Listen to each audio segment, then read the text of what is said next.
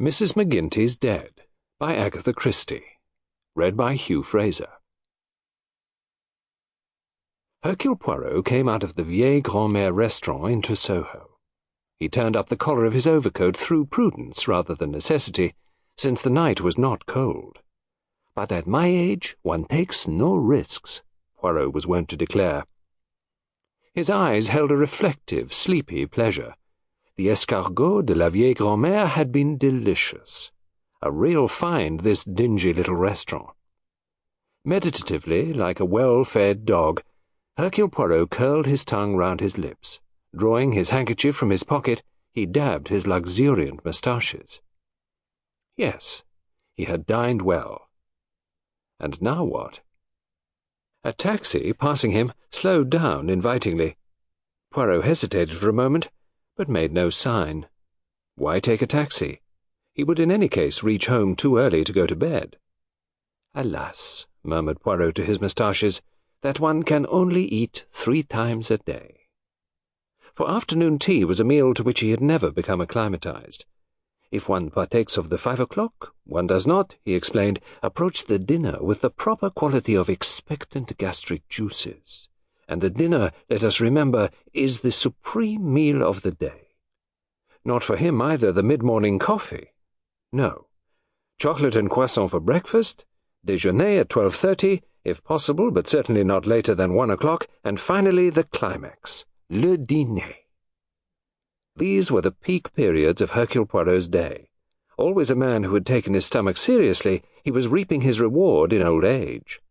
Eating was now not only a physical pleasure, it was also an intellectual research, for in between meals he spent quite a lot of time searching out and marking down possible sources of new and delicious food. La Vieille Grand-Mère was the result of one of these quests, and La Vieille Grand-Mère had just received the seal of Hercule Poirot's gastronomic approval. But now, unfortunately, there was the evening to put in. Hercule Poirot sighed. If only, he thought, Sir cher Hastings were available. He dwelt with pleasure on his remembrances of his old friend. "My first friend in this country, and still to me the dearest friend I have. True, often and often did he enrage me, but do I remember that now? No. I remember only his incredulous wonder, his open-mouthed appreciation of my talents, the ease with which I misled him without uttering an untrue word, his bafflement, his stupendous astonishment when he at last perceived the truth that had been clear to me all along. Ce cher ami. It is my weakness, it always has been my weakness, to desire to show off.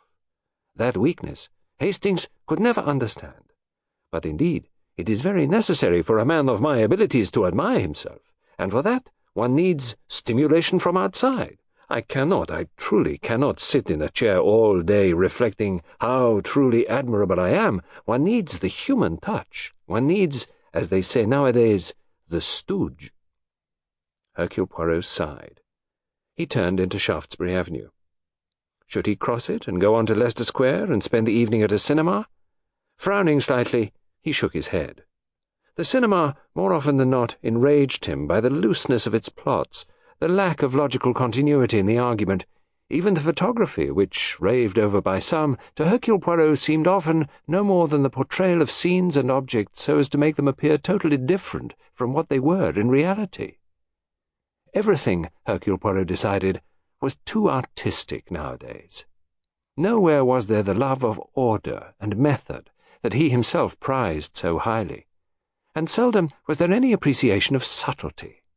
Scenes of violence and crude brutality were the fashion, and as a former police officer, Poirot was bored by brutality.